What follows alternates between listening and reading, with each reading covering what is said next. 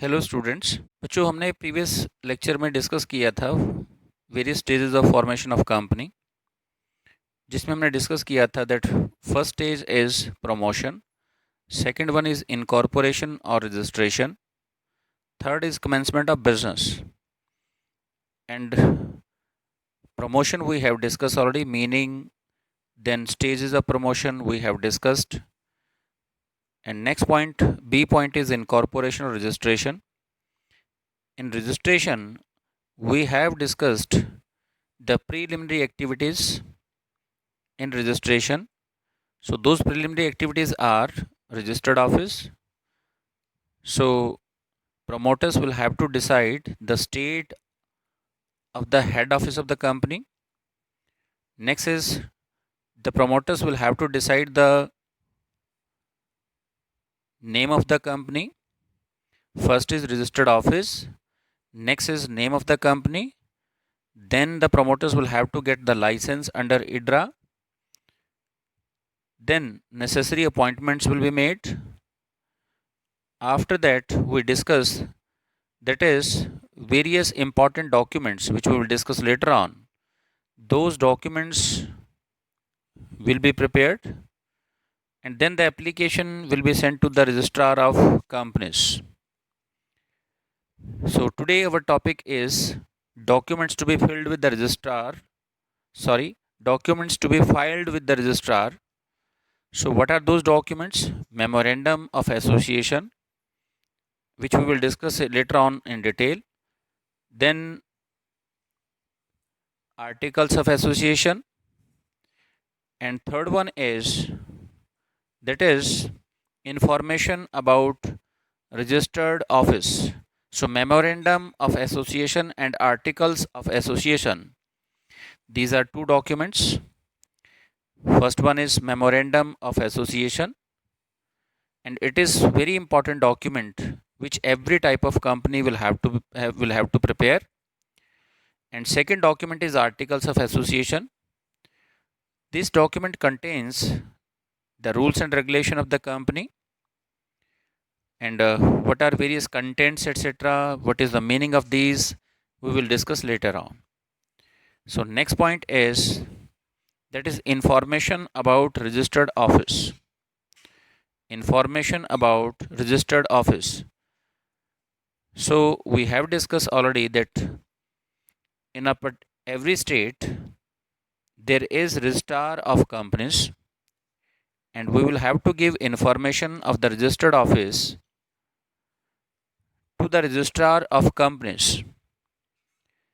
तो हम इसमें बच्चों कंपनी के हेड ऑफिस की, जो भी रजिस्टर्ड ऑफिस है, हेड ऑफिस है, उसके प्लेस और सिचुएशन कहाँ होगा वो, उसकी हम लोग इसमें इंफॉर्मेशन प्रोवाइड करते हैं. And this information will be sent to the registrar, and this information will have to be provided within 30 days of registration. So this is most important. हम रजिस्ट्रेशन के विदिन 30 डेज रजिस्ट्रार को head office के बारे में, registered office के बारे में बताते हैं. Next point is list of directors. List of directors. So these are the important documents which will be sent to the registrar. So fourth one is list of directors. जो भी लोग company के directors बनने के लिए agree हुए हैं, so the list of those directors will have to be sent to the registrar, and in this list names, address and other details of these directors will be mentioned. And in the case of private company, this list is not needed, this is not required. तो हम पहले discuss कर चुके हैं कि दो type की companies mainly होती हैं बच्चों. वैसे तो ओपीसी भी होती है, पर हम private company and public company majority cases में डिस्कस करते हैं. तो हमने डिस्कस किया था कि जो प्राइवेट कंपनी है उसको दो स्टेजेस कंप्लीट करनी पड़ती हैं. First was promotion, second one was registration, incorporation. and after that the private company can start its business. तो लिस्ट ऑफ डायरेक्टर्स के केस में भी इसमें डिफर करता है कि प्राइवेट कंपनी को लिस्ट ऑफ डायरेक्टर्स की ज़रूरत नहीं होती बच्चों. नेक्स्ट आपका है written consent of directors. So along with the list of directors, the written consent of these directors will also be sent. वही प्राइवेट कंपनी के केस में इस कंसेंट की ज़रूरत नहीं होती. कंसेंट मीन्स कि क्या वो डायरेक्टर बनने के लिए एग्री हैं. लिस्ट तो आपने भेज दी, लेकिन फिफ्थ में इसमें जो डॉक्यूमेंट भेजा जाएगा कि क्या वो जो डायरेक्टर्स की लिस्ट भेजी है क्या वो एग्री हैं डायरेक्टर बनने के लिए, उनकी कंसेंट है, तो वो उसमें भेजा जाएगा. नेक्स्ट आपका है बच्चों undertaking regarding qualification shares. Qualification shares. Qualification shares का मतलब क्या होता है? जब कोई भी डायरेक्टर बनना चाहता है कंपनी का, so he will have to purchase the minimum number of shares. So that minimum number of shares which will be purchased by the directors are known as qualification shares. Box में दिया हुआ है बच्चों यहाँ, तो आप समझ पाएंगे इसको. It refers to those shares which under the provisions of the act the directors are required to buy, ensuring to have some stake in the proposed company. कि डायरेक्टर्स ये शो करने के लिए उनका कोई इंटरेस्ट रहे बिजनेस में, तो इसके लिए उनको कुछ minimum number of shares purchase करना पड़ता है, जिसको हम क्वालिफिकेशन शेयर्स बोलते हैं. तो हम इसकी भी अंडरटेकिंग लेते हैं डायरेक्टर से, और उसको भी इसके साथ साथ रजिस्ट्रार के पास भेजा जाता है. Next is 7th point preliminary agreement with managerial persons. तो जो लोग कंपनी के मैनेजर बनने के लिए रेडी हुए हैं, उनके भी जो एग्रीमेंट है उनके साथ, वो भी रजिस्ट्रार के पास भेजा जाता है. उसकी एक कॉपी रजिस्ट्रार के पास भेजी जाती है एग्रीमेंट की, कॉन्ट्रैक्ट की. So if the company is manage by directors, company में डायरेक्टर्स हो सकते हैं, मैनेजिंग डायरेक्टर्स हो सकते हैं, मैनेजर्स हो सकते हैं, सेक्रेटरी हो सकता है, and the copy of contract is submitted to the registrar office. Next is statutory declaration. So जब कंपनी का रजिस्ट्रेशन होता है बच्चों, तो रजिस्ट्रेशन के टाइम एक डिक्लेरेशन देता है कोई भी ऑथोराइज पर्सन कंपनी की, कि जो ऊपर सारी फॉर्मेलिटीज़ हैं वो फुलफ़िल हो गई हैं, तो वो फॉर्मेलिटीज़ के लिए डिक्लेरेशन दी जाएगी. So at the time of incorporation of a company, statutory declaration is sent to the registrar indicating that all statutory obligations have been completed. सारी जो ऊपर फॉर्मेलिटीज़ हमने डिस्कस की हैं वो सारी पूरी हो चुकी हैं. तो एक ऑथोराइज पर्सन, कोई मैनेजिंग डायरेक्टर कंपनी का, डायरेक्टर कंपनी का, सेक्रेटरी कंपनी का, तो वो एक डिक्लेरेशन दे सकता है, डिक्लेयर कर सकता है कि सारी फॉर्मेलिटीज़ फुलफिल हो गई हैं. उसके बाद जो भी प्रेस्क्राइब्ड फी है, that will be submitted, that will be deposited to the registrar of companies, and this fee will be deposited in the government account, in the government of India account with the RBI. शायद आपने बच्चों कहीं ना कहीं पढ़ा होगा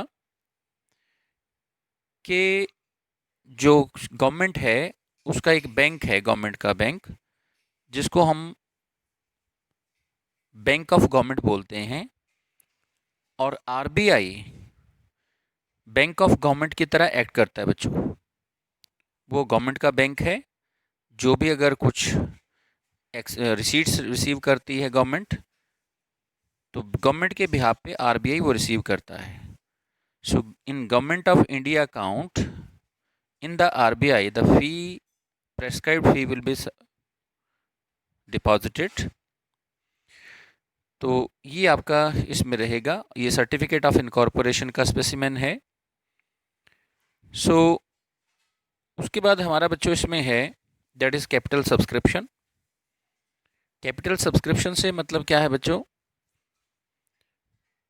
इस stage में company will decide that how the company's capital will be collected. So in capital subscription, sometimes the company can issue a prospectus whenever the company will invite applications from the public. In that situation, company will issue a prospectus, and after issuing prospectus to the general public, the one copy of this is sent to the registrar. Capital collect करने के लिए company सबसे पहले prospectus issue करती है. अगर public से company capital collect करती है बच्चों, sometimes the company will not collect capital from the general public. Sometimes it can be collected from few financial institutions. So in that situation, there is no need to issue prospectus. In that situation, a small prospectus named as statement in lieu prospectus will be issued. तो हम capital subscription की जो बात कर रहे हैं बच्चों, वो आपका है कि इसमें कंपनी सबसे पहले प्रॉस्पेक्टस इशू करती है और प्रॉस्पेक्टस की एक कॉपी रजिस्ट्रार के पास सबमिट की जाती है, भेजी जाती है. After reading prospectus, the public will send applications to the scheduled bank. Company का एक बैंक होता है बच्चों जिसको हम शेड्यूल्ड बैंक बोलते हैं, और शेड्यूल्ड बैंक में जनरल पब्लिक एप्लीकेशन भेजती है शेयर्स लेने के लिए with application money.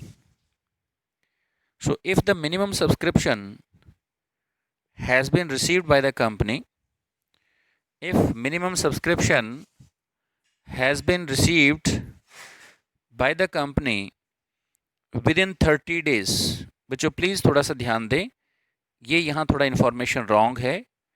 It is 30 days. So within 30 days, if within 30 days of the issue of prospectus, if the company has received minimum subscription, then company will allot shares to the applicants, and if the amount is not received within 30 days, in that case in next 15 days the amount will be returned to the applicants. इसका मतलब क्या है बच्चों, थोड़ा सा briefly बात करता हूँ. कंपनी के पास अगर मिनिमम अमाउंट जो कंपनी को ज़रूरत है अगर वो रिसीव हो गई है with in 30 days of the issue prospectus, तो कंपनी लोगों को शेयर अलॉट कर देगी, और अगर रिसीव नहीं हुई तो कंपनी लोगों की एप्लीकेशन का अमाउंट वापस कर देती है बच्चों. तो मिनिमम सब्सक्रिप्शन क्या है? According to Indian companies act it is 90% of the issue, but in the eyes of directors of the company the minimum amount is minimum subscription which is needed for making payment of the assets already purchased. Company ने जो assets purchase की हैं उनको payment करने के लिए अगर वो अमाउंट सफिशिएंट है. प्रीलिमिनरी एक्सपेंसेस, जो कंपनी को बिगिनिंग में कुछ एक्सपेंसेस करने पड़ते हैं, उन अमाउंट्स को पे करने के लिए अगर वो सफिशिएंट अमाउंट है, तो repay the amount of borrowed for the about 2 purposes. ऊपर 2 पर्पज़ हमने डिस्कस किए, एसेट की परचेज की पेमेंट, प्रीलिमिनरी एक्सपेंसेस की payment. So if any amount has been borrowed for above 2 purposes, that amount should be sufficient to pay off that loan, and this amount should also be sufficient for working capital. तो ये जो चारों चीज़ों को मिला के जितना minimum amount हमें चाहिए, that is treated as minimum subscription. तो मिनिमम सब्सक्रिप्शन अगर आ गया कंपनी विद इन 30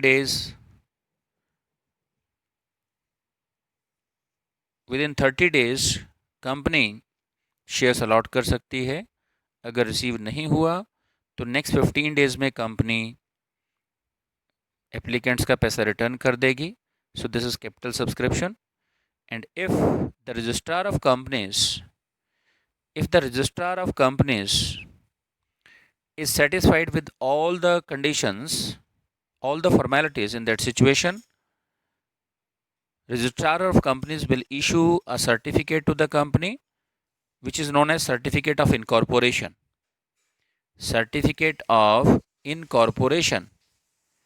तो बच्चों अगर रजिस्ट्रार सभी चीज़ों से सेटिस्फाई होता है, सारी फॉर्मेलिटीज़ आपने, सारे डॉक्यूमेंट्स तैयार कर दिए, सारी फॉर्मेलिटीज़ फुलफ़िल कर दी आपने, तो उस सिचुएशन में रजिस्ट्रार कंपनी को एक सर्टिफिकेट ऑफ इनकॉर्पोरेशन इशू करता है। और ये जो सर्टिफिकेट ऑफ इनकॉर्पोरेशन है ये कंपनी की एग्जिस्टेंस का प्रूफ है बच्चों।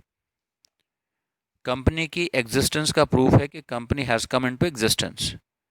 And after getting this certificate of incorporation, private company can start its business, but public company will have to go ahead for getting certificate of commencement, and after fulfilling the formalities of commencement, then public company can start its business.